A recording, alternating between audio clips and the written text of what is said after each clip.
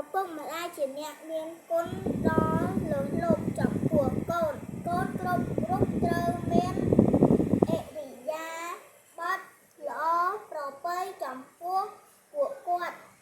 ពេលឪពុកម្ដាយហៅកូនត្រូវឆ្លើយបាទឬចាសហើយ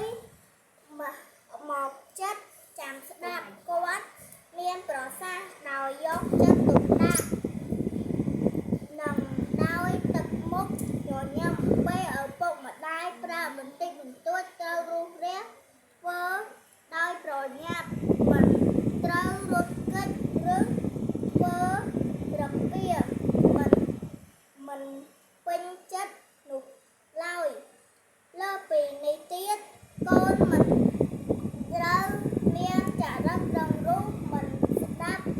ដំបូន្មានឪពុកម្ដាយនោះទេកូនត្រូវជម្រាបលាឪពុកម្ដាយពេលចេញទៅសាលារៀននិងជម្រាបសួរគាត់ពេលត្រឡប់មកពី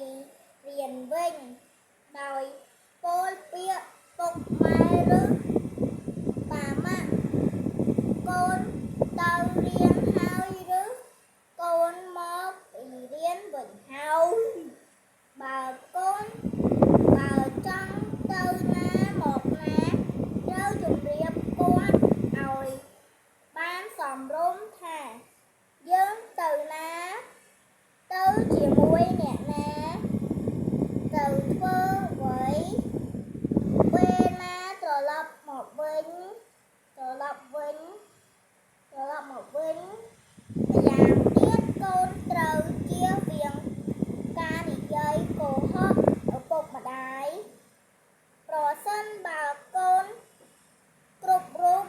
ប្រកាន់ខ្ជាប់នឹងអាកប្បកិរិយាទាំងនេះសេចក្តីថ្លៃថ្នូរនឹងកើតមានដល់ខ្លួនអ្នកនិងគ្រួសារអ្នកលើពីនេះអ្នកមានអនាគតល្អហើយគ្រួសារនឹងជួប